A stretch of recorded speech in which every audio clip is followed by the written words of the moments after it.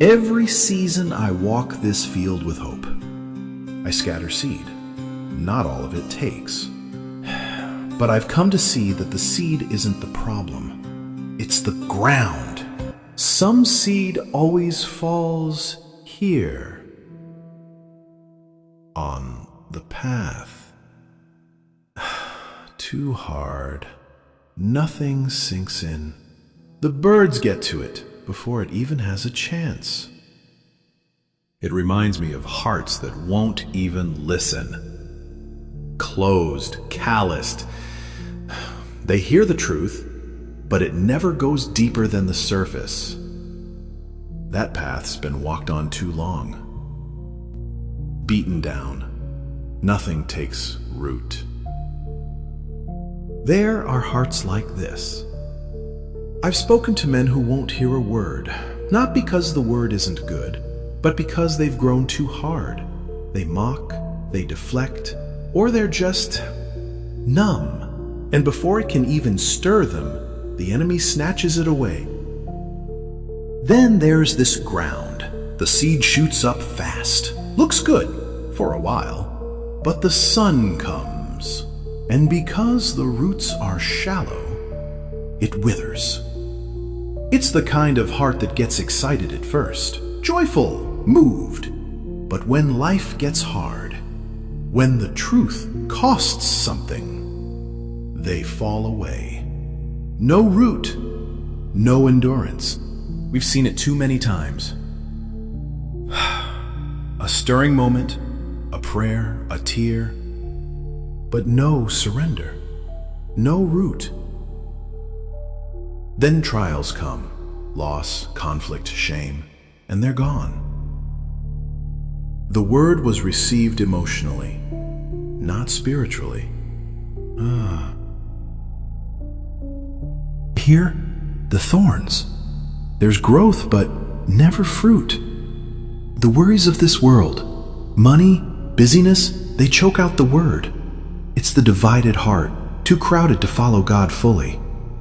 This soil is crowded. The seed begins to grow, but it never bears fruit. I knew a man who loved the word, but he loved the world more. Always chasing more land, more silver, more status. He had no peace and no fruit. Jesus said, "The cares of this world, the deceitfulness of riches choke the word. It doesn't die all at once. It just gets pushed aside. Slowly. Quietly." But then there's this. Good soil. It receives the seed, holds it, nourishes it, and over time, it multiplies 30, 60, even 100-fold. This is the heart that hears and lets the word take root. It doesn't sprout overnight, but in time, it yields fruit.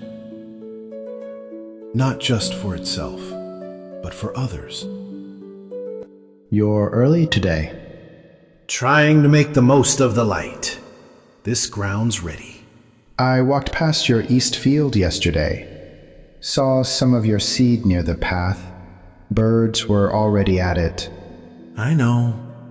Not every seed takes, but it's not wasted. Even that tells me something about the hearts we sow into. You talk to your field more than I talk to my wife. I saw you out here yesterday and last week. That same stretch by the path, seed never grows there. You sow it anyway? I do. Why waste it?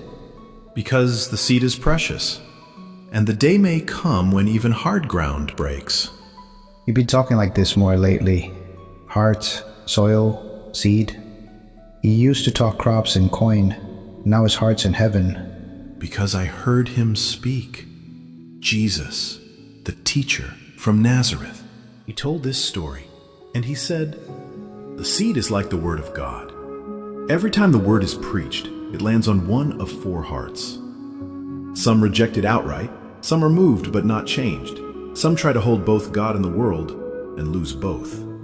But some receive it, let it go deep, and from them comes a harvest. Makes a man think. It should. Jesus said, "He who has ears to hear, let him hear." So what now?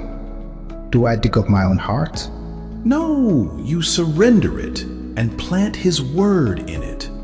The harvest doesn't come from trying harder. It comes from letting the seed take over. It's strange. I've walked this earth all my life, and only now wonder what kind it really is. That's the beginning of fruit.